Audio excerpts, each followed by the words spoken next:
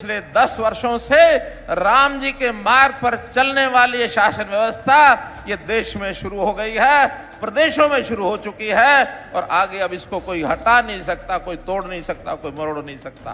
हमारे भगवान रामचंद्र जी जब रामलला का वो स्थान जो मंदिर उसको तोड़ करके बाबरी मस्जिद का ढांचा जो बनाया गया वो हमारे लिए बहुत ही एक कलंक, एक शर्म की बात थी।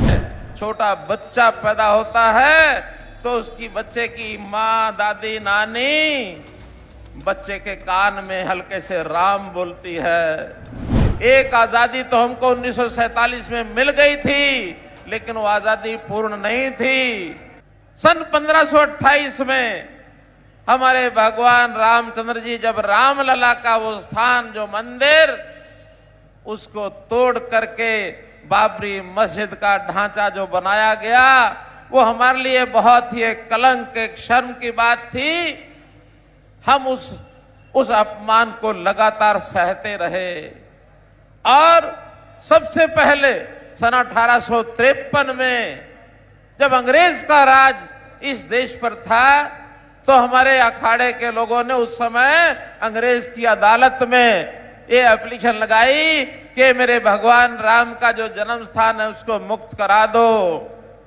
लेकिन भाइयों बहनों, अंग्रेज की नासमझी, उनको भी कभी कुछ समझ में नहीं आया कि इस भारत देश की आत्मा जिसमें बसती है उस आराध्य देवता के जन्म स्थान को छोड़ने वाले नहीं हैं। हम छोड़ने वाले नहीं हैं। देश की आजादी के बाद भी लगातार इस संघर्ष को हम करते रहे। अपने देश की अदालतों ने भी फैसला तो सुनाया, लेकिन 170 साल के बाद और ये फैसला आज होकर के आज जो मूर्त रूप उस फैसले का यह बना कि पुनः रामचंद्र जी का जो जन्म स्थान का मंदिर वो बन रहा है और बन के तैयार हो गया है। कल हमारे रामलीला अपने घर के अंदर विराजमान होने वाले हैं, विराजमान होने वाले हैं। ये कोई छोटी मोटी घटना नहीं है मित्रों, प्यारे भाइयों। लगातार इतने संघर्ष के बाद, हजारों लाखों लोगों के बलिदान के बाद इस बात को हमने पूरा कराया है। इन बलिदानियों को इस बात का श्रेय जाता है कि ये देश जो आदिकाल से अपनी संस्कृति को लेकर के संघर्ष करता रहा है, भले हम 1000 साल बीच में गुलाम भी हुए, लेकिन गुलामी के बाद एक आजादी तो हमको 1947 में मिल गई थी, लेकिन वो आजादी पूर्ण नहीं थी। ये दूसरी आजादी जो मिली है, जिसका कल एक प्रकार से गृह प्रवेश होने के बाद उसका शुभारंभ होगा, उसका शुभारंभ होगा। और हम भगवान राम जी के आदर्शों पर चलकर, भगवान राम जी के आदर्शों पर चलकर ये जो राजकाज की व्यवस्था है, जिसको राम राज्य का नाम दिया जा सकता है, ये अब राम राज्य वास्तविक रूप में इस देश के अंदर आगे बढ़ रहा है। रामचंद्र जी के राज्य में जो व्यवस्थाएं थी, आज दुनिया उसको पहचानने लगी है। रामचंद्र जी के राज्य में किसी के साथ अन्याय नहीं होता था, सबको न्याय मिलता था।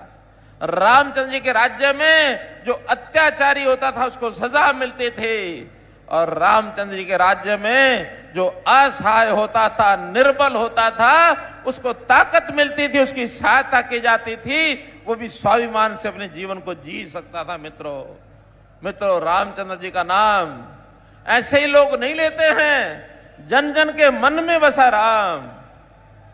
राम जी के बारे में इतना महत्व कि भिन्न भिन्न नामों से हम अभिवादन के रूप में राम जी के नाम को कहीं जय श्री राम के नाम से, कहीं जय सिया राम के नाम से, कहीं राम राम के नाम से, कहीं जयराम जी के नाम से तरह तरह से अभिवादन करते हैं। राम जी का नाम शरीर से कैसे जुड़ा है। छोटा बच्चा पैदा होता है तो उसकी बच्चे की माँ, दादी, नानी बच्चे के कान में हल्के से राम बोलती है, ताकि पहला शब्द राम भी बच्चे को सुन जाए, राम जी के गुण उसके अंदर आ जाए। और जीवन पर्यंत राम जी के मर्यादाओं के साथ पालन करने वाले लोग ये इच्छा करते हैं कि मैं भी वैसा ही बनूं जैसे राम जी का चरित्र है, राम जी के जीवन की मर्यादा है। आज एक भाई भी जब समझता है कि हम दोनों भाइयों का प्यार कैसा होना चाहिए, राम लक्ष्मण जैसा होना चाहिए, एक पिता भी ऐसा समझता है कि मैं अपने बच्चों के साथ व्यवहार ऐसा करूं जैसे राम जी ने पिता धर्म निभाया था, एक बेटा भी ऐसा विचार करता है कि मैं भी राम जी की तरह अपने पिता की सेवा करूं। एक महिला, एक पतिव्रता महिला, वो हमेशा राम जी जैसा पति वो चाहती है। राम जी ने हर भूमिका में अपना धर्म निभाया, अपनी मर्यादाओं को निभाया। बहुत लोग कहते राम जी को हम भगवान नहीं मानते, लेकिन साथ में जोड़ देते हैं वो पुरुष थे, मर्यादा पुरुषोत्तम राम थे, मर्यादा पुरुषोत्तम राम, जिन्होंने व्यवहार की कसौटी पर दुनिया में आचार व्यवहार क्या होना चाहिए इसकी भूमिका तय कर दे। इस भूमिका के आधार पर यदि एक पुरुष के एक शरीर के रूप में व्यक्ति के नाते से कोई सामने दिखता है तो व्यवहार कैसा होना चाहिए, वो रामचंद्र जी जैसा होना चाहिए।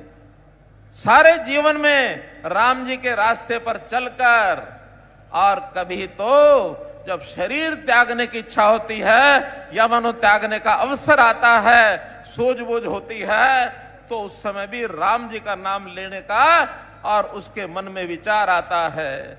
हम जानते हैं महात्मा गांधी के बारे में कहा कि जब वो शरीर त्याग रहे थे तो उनके मुख से भी आखिरी बार ये शब्द निकला था, हे राम, हे राम निकला, क्योंकि उनको मालूम है कि अगर राम जी का विचार आखिरी वक्त में मन में आया, शरीर त्याग दिया, तो मोक्ष गति प्राप्त हो सकती है। एक सज्जन कहते हैं कि उनका कोई एक सेवक, वो सेवक हमेशा उनकी तो सेवा करता था, लेकिन नास्तिक व्यक्ति था, वो राम जी को मानता नहीं था। अचानक मृत्यु शैया पर आ गया, मरने वाला था तो सज्जन ने अपने उस सेवक को कहा, तुम एक बार अब राम का नाम ले दो। कहने लगा, मरना मंजूर, लेकिन राम का नाम नहीं लूंगा। कहने लगे, तुम मर रहे हो? कि हाँ मैं मर रहा हूं। कहने लगे, तुम बोलो मरा।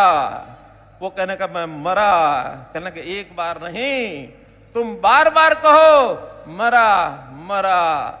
और इस प्रकार से बार बार सज्जन ने अपने उस सेवक को ये शब्द, ये मंत्र दिया कि वो बोलने लगा मरा मरा मरा। और जब 10-5 बार बोलते बोलते वो मरा मरा मरा राम, कब राम राम हो गया उसको पता ही नहीं लगा। मरा मरा का राम राम होते ही और उस नास्तिक व्यक्ति की भी गति हो गई। आज हर शरीर को जब हम अंतिम संस्कार के लिए लेके जाते हैं तो पीछे हमारी जनता, बोलने वाले भी इस व्यक्ति की गति हो तो वहां भी नारा यही बोलते जाते, वाक्य यही बोलते जाते हैं। तो मित्रों, भाई बहनों, हम आज राम जी के उस यानी उस स्थान की पवित्रता से और कैसे उसको कल उसका शिलान्यास करने के लिए, उसका उद्घाटन, उसकी एक प्रकार से प्राण प्रतिष्ठा मंदिर की करवाने के लिए देश के संत जन, समाज जन सारे एकत्र हो रहे हैं अयोध्या जी में। और सरकार के प्रतिनिधि के नाते स्वयं देश के प्रधानमंत्री श्री नरेंद्र मोदी जी वहां पहुंच करके और प्रत्यक्ष इस बात के साक्षी होंगे, इस बात के लिए, और देश उनको याद रखेगा कि काल आया था उस काल में और ये मंदिर का निर्माण होकर के और वहां पर इस काम को किया गया था। भाइयों बहनों, आज सब लोग राम जी के मंदिर के निर्माण के अवसर पर और इस प्राण प्रतिष्ठा के अवसर पर पूरी दुनिया, पूरा देश, पूरा समाज एक स्वर से अपनी आस्था के आधार पर मन में राम का नाम धारण किए हुए हैं। राम एक केवल नाम नहीं है, नाम राम एक केवल व्यक्ति नहीं है। राम के बारे में ये कह सकते हैं वो एक संस्कार, एक संस्कृति और वो एक विचार है वास्तव में राम राष्ट्र है। जिस प्रकार के समाज के लोगों के मन में एक संस्कार जागना चाहिए, हमारी सांस्कृतिक विचारधारा को आगे बढ़ाने के लिए अवसर आना चाहिए, वो राम जी के नाम में छुपा है।